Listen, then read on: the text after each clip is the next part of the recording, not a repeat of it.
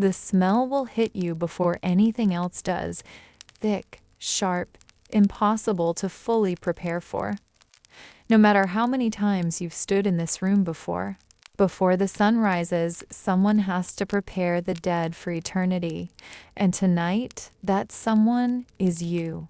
For the next 30 minutes, you're not just hearing about ancient Egyptian embalmers. You're becoming one, and by the end of today, you'll understand exactly why this work broke so many who tried it before you. If you're enjoying these journeys into history, hit subscribe and drop a comment telling me where you're listening from tonight. Now let your body sink into stillness. Let your breathing slow, and let's step into that world together. You wake in darkness well before the sun touches the Nile, the cold of the pre-dawn air still clinging to the room even after you've pulled on your tunic, before you're permitted anywhere near a body. There's a ritual you must perform on yourself first, washing in water that hasn't had time to warm, reciting words passed down through generations of embalmers before you, your voice still thick with sleep. This isn't superstition to the people of this time, it's protocol, as serious and as necessary as any modern professional's certification. Except no certification today asks you to stand shivering in the dark reciting prayers before breakfast. You are entering the warbit, the place of purification, and later the Pernefer, the house of beauty, a name that sounds gentle for what actually happens inside its walls. The workshop itself sits slightly apart from the rest of the community, deliberately distanced, half sacred temple, half practical workshop. Stone tables line one wall, cold enough that you can feel it through your sandals. Shelves hold neatly arranged tools, small blades, hooks, bowls of natron salt, linen folded with the same care a modern hospital might fold surgical dressing. The air already carries a trace of what's coming, natron, resin, and something underneath both that settles into the room the moment you step inside. It's a bit like the first week working somewhere with an unusual smell, a bakery, a tannery, a hospital. Eventually, your senses adjust. Eventually is doing a lot of work in that sentence, and this morning, eventually still feels very far away. You are not alone here. Other embalmers move quietly through their own preparations, some senior to you, some still learning as you once did. All of you a little quiet in the early hour, the kind of silence that comes from people who've learned exactly what today is going to ask of them. Today, word has already reached you. A body is coming, someone's father, someone's mother, someone whose family is trusting you completely with what happens next. And as the first light finally touches the workshop's stone walls, that trust settles onto your shoulders like something physical, heavier than it sounds. The body arrives carried by family members whose faces you've learned not to study too closely. Grief looks the same on nearly everyone, and it's not your place to intrude on it, only to receive what they're entrusting to you with steady hands and a steadier expression, even when your own chest tightens at the sight of someone else's loss laid out so plainly in front of you. The first stage of your work has nothing to do with blades or salt. It begins with washing, the body cleansed carefully in a mixture of palm wine and water drawn from the Nile itself. This part is quiet, almost gentle, and yet it's often the hardest moment of the entire process, not because of any physical demand, but because this is the point where the person in front of you still looks unmistakably like themselves. That recognition fades a little more with each stage that follows, and some embalmers admit, quietly, that this early moment is the one that stays with them longest. You work slowly, deliberately, because the next 70 days depend entirely on this process being done correctly from its very first hour. There is no rushing this. There is no shortcut version. 70 days is not an estimate. It is closer to a law, rooted in religious belief about what the soul requires to properly separate from the body and safely continue onward. It's worth pausing on that number for a moment. 70 days is longer than most modern people take for an entire home renovation. And this is one body receiving that same span of dedicated, unhurried attention. There is something almost radical about that kind of patience. In a world, ancient or modern, that so often rewards speed over care. As you finish the initial washing, the family is led gently away, given space to grieve elsewhere while the true work begins. What happens next in this room isn't meant for outside eyes, not out of secrecy exactly, but out of respect for the process, for the body, and for the family who will only ever see the finished, peaceful result of everything that has to happen first. You glance toward the shelf of tools waiting nearby and take a slow breath, setting aside the quiet heaviness of the last hour to make room for what comes next. The gentle part of today's work has just ended. This is the part of the work most people never think about when they picture ancient Egypt. And it's also the part where the smell truly announces itself, thick and inescapable, settling into the back of your throat in a way no amount of incense burning nearby ever fully covers. You learn quickly that holding your breath doesn't help. It only delays the moment you have to breathe in twice as deeply. Preserving a body properly means removing what will decay fastest, and that begins, uncomfortably, with the brain. Using a long, thin hook, you work carefully through the nostril, breaking through a thin section of bone before drawing the brain out in careful fragments. It's slow, deliberate work, made harder by the fact that your hands need to stay perfectly steady while your stomach is doing everything it can to convince you otherwise. Ancient physicians didn't fully understand the brain's function the way modern science does. To them, the heart was the seat of thought and feeling, which is precisely why, unlike nearly every other organ, the heart is left untouched, resting exactly where it belongs, ready to be weighed against a feather in the next life. Next come the abdominal organs, removed through a careful incision along the side. And this is where the smell reaches its worst point. Sharp, organic, impossible to fully describe to anyone who hasn't stood exactly where you're standing. The lungs, liver, stomach, and intestines each require their own individual treatment. Cleaned, treated with natron, and eventually placed into their own canopic jar, guarded symbolically by one of 4 protective deities.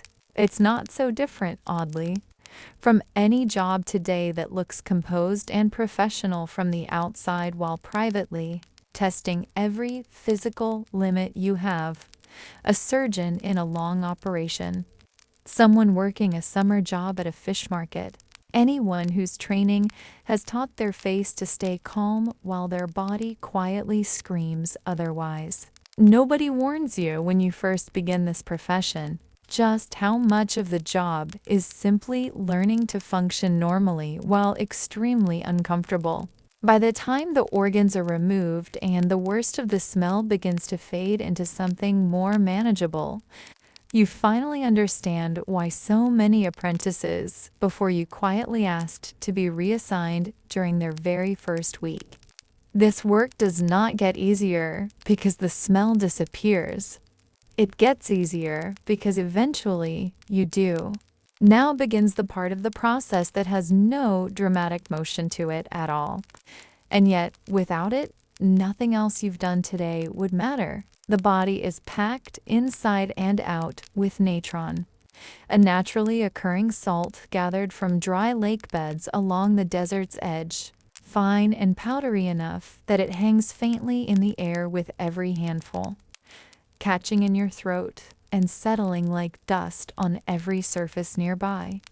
Natron works through simple, patient chemistry, drawing moisture from the body's tissues, the same way it seems to draw moisture from the entire room, the air turning dry and close as the morning stretches on.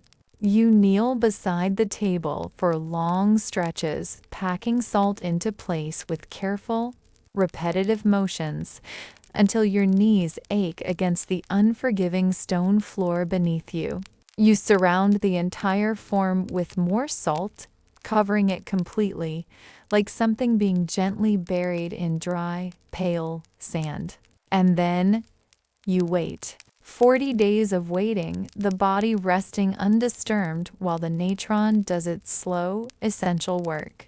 It's an odd kind of task for someone trained in precision and careful ritual. There's nothing left to actively do during these 40 days except monitor, check occasionally, and otherwise simply let time and salt handle what your hands no longer can. It's a bit like setting bread dough to rise overnight, except the stakes here involve someone's eternal soul rather than dinner. And the sheer tedium of the waiting turns out to be its own quiet kind of difficult, an endurance test with no visible finish line for weeks at a time. Other embalmers you've trained alongside sometimes find this stretch difficult. The sudden stillness after days of intense, focused labor. You've learned instead to see it as its own kind of devotion. Patience, after all, is not the absence of effort. It's simply effort stretched thin enough to become invisible, though your knees, still sore from this morning's kneeling, would argue that some of it stays fairly visible for a while. During these 40 days, your attention shifts to other bodies, other families, other stages of work happening simultaneously throughout the workshop. Death, unfortunately, does not pause to let you focus on only one person at a time. But somewhere in the back of your mind, you're always aware of this particular body, quietly transforming beneath its layer of salt. One patient day closer to whatever comes next. When the 40 days finally pass, the natron is carefully brushed away, revealing a body transformed, lighter, drier, preserved in a way that will now hold for centuries rather than days. But what comes next isn't purely physical work anymore. It's ceremonial, and it requires someone specific to oversee it.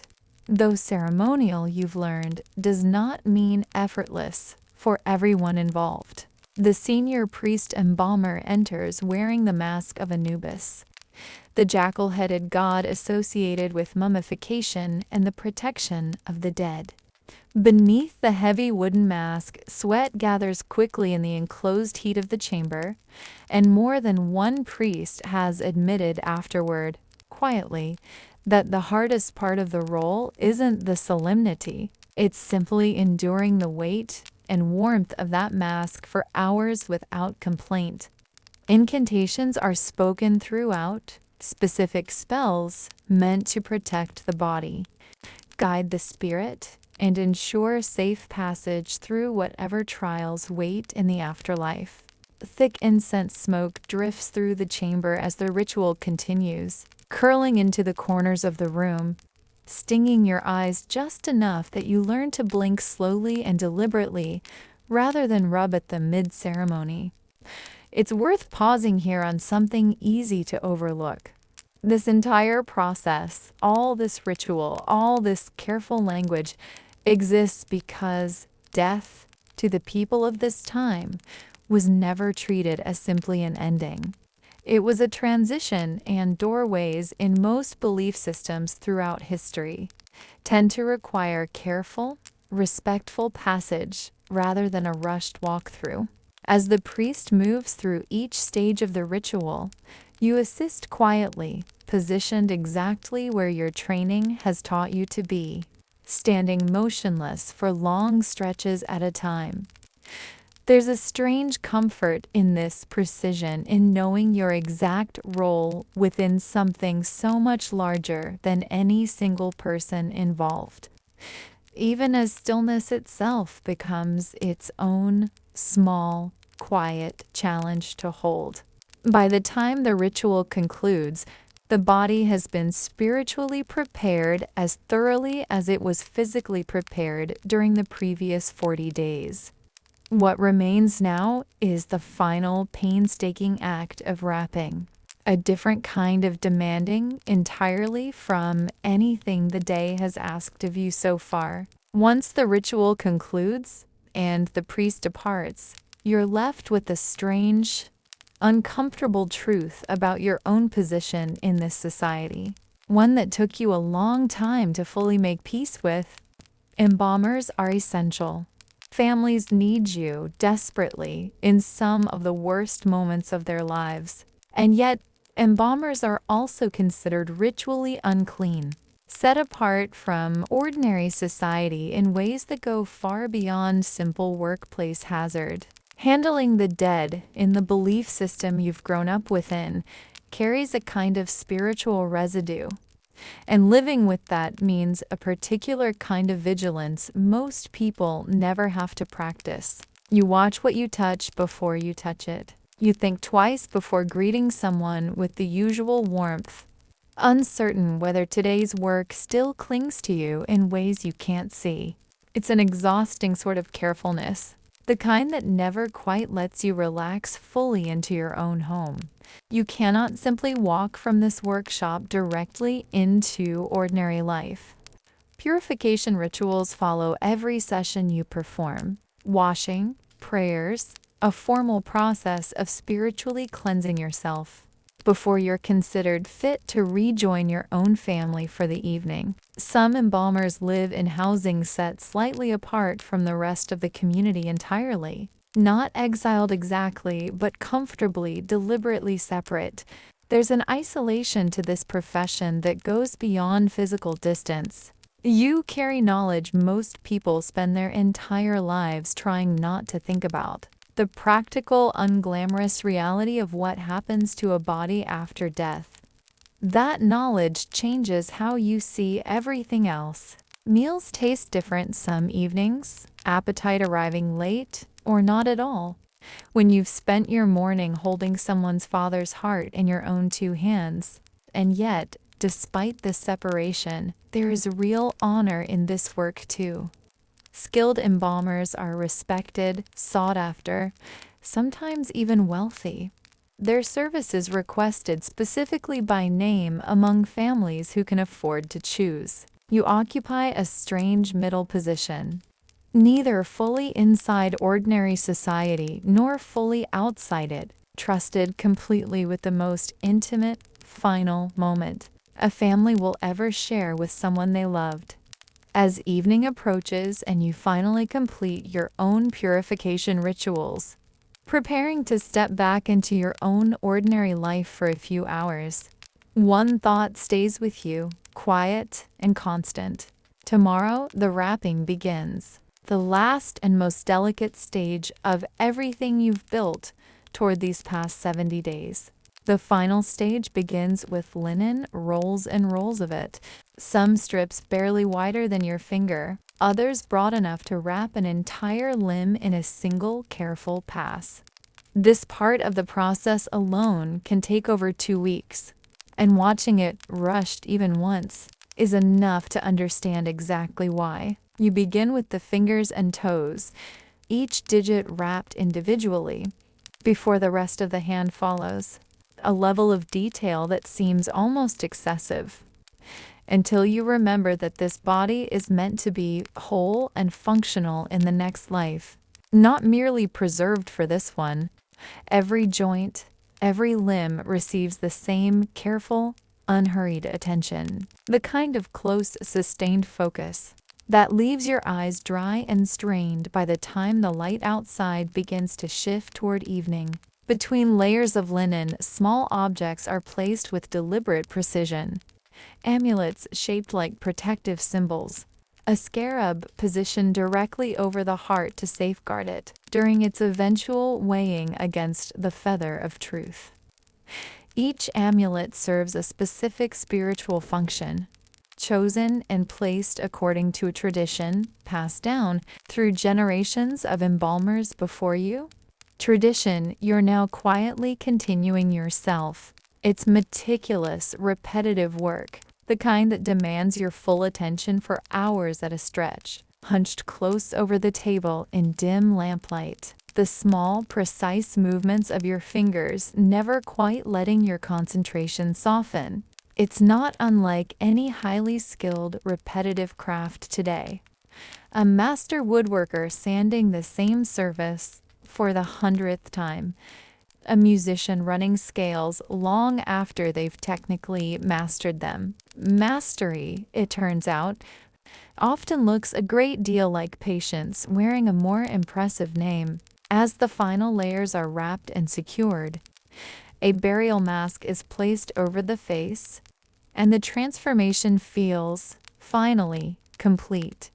What began as a grieving family's most painful mourning has become, over these 70 long days, something dignified, something prepared, something ready. You step back to look at the finished form, wrapped, protected, adorned. Somewhere beneath all that careful linen is the same person whose organs you removed, whose body you salted and dried, whose spirit this entire process was designed to protect. Tomorrow, this body returns to its family, ready for its own final journey. Yours, meanwhile, is only ever a few days from beginning again. Lying awake tonight, work finally finished for the day. It's worth sitting with everything this profession has quietly taught you. 70 days spent on a single body. 70 days of patience, ritual, precision, and a kind of respect that never once demanded to be rushed. However much it demanded of you personally along the way, there's something in that pace worth carrying with you, something that feels almost foreign to imagine. In a world obsessed with speed and immediacy, this entire process exists because someone, long ago, decided that certain things, grief, memory, the passage from one state of existence to another, simply cannot be hurried without losing something essential in the process. You've spent your life doing work most people would rather not think about, work that isolates you slightly from ordinary society, yet work that families trust you with completely in their most vulnerable moments. Perhaps that's the quiet contradiction sitting at the center of this entire profession. To be needed most precisely when you're least wanted to be thought about. And maybe that's true of more professions than this one, even now. The people who show up for the difficult, unglamorous, necessary work, often standing slightly apart from everyone else, rarely thanked directly, yet utterly essential when their skills are needed most. Tonight, as sleep finally begins pulling at the edges of your thoughts, you find yourself thinking not of organs or linen or natron salt, but simply of patience itself, of what it means to do something slowly, correctly, and completely, in a world that so rarely asks that of anyone anymore.